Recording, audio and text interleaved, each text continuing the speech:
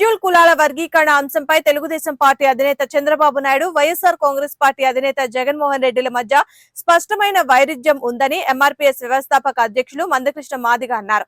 ఈ అంశంపై వైఎస్ఆర్సీపీ వైఖరిని జగన్ స్వయంగా వెల్లడించారని, ఇది సామాజిక న్యాయమా లేక దళితుల మధ్య చిచ్చు పెట్టే ప్రయత్నమా అనేది తేల్చి చెప్పాలని ఆయన డిమాండ్ చేశారు. నిన్న అసెంబ్లీలో ఎస్సీ వర్గీకరణపై తీర్మానం జరిగిన అనంతరం వైఎస్ఆర్సీపీ వైఖరిపై స్పష్టత కొరవరిందని మందకృష్ణ మాదిగ విమర్శించారు. ఈ అంశంపై పార్టీ అధినేత జగన్ స్వయంగా మాట్లాడకుండా మాజీ మంత్రి ఆదిమూలపు సురేష్ కుమార్ ద్వారా అభిప్రాయాలు చెప్పించారని ఆయన అనుమానం వ్యక్తం చేశారు. మీ పత్రికల్లో వచ్చిన హెడ్డింగ్ ప్రకారమే సురేష్ గారి ప్రెస్ మీట్ ప్రకారమే లేదా ఆయన చదివిన, మీరు రాయించిన ఆయన చదివిన ఆ స్క్రిప్ట్ ప్రకారమే మీరు పెట్టిందే ఎస్సీలో చిచ్చు పెట్టి చలి కాచుకుంటారా అనే మాట మీ హెడ్డింగ్లోనే ఉన్నది. అంటే ఎస్సీ వర్గీకరణ అంశాన్ని ఇది చిచ్చుగా ఒక మాజీ మంత్రితోటే మీ పార్టీ నుంచి మాట్లాడిస్తున్నారు.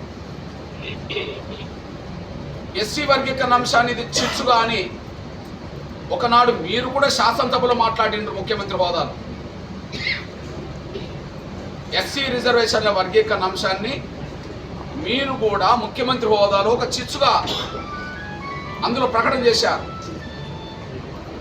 అది ఈరోజు మాదిగ సామాజిక వర్గం సంబంధించిన మాజీ మంత్రితోటే ఈ ఎస్సీ వర్గీకరణ అంశాన్ని ఒక చిచ్చుగా భావించుకునే విధంగా మా వాడితోటే మాట్లాడించారు.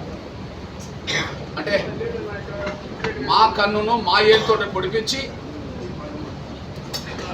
మీ పార్టీలో ఉండబడే మాదిగ జాతి నాయకుల పట్ల మాదిగలే ఈసడించుకునే పరిస్థితిని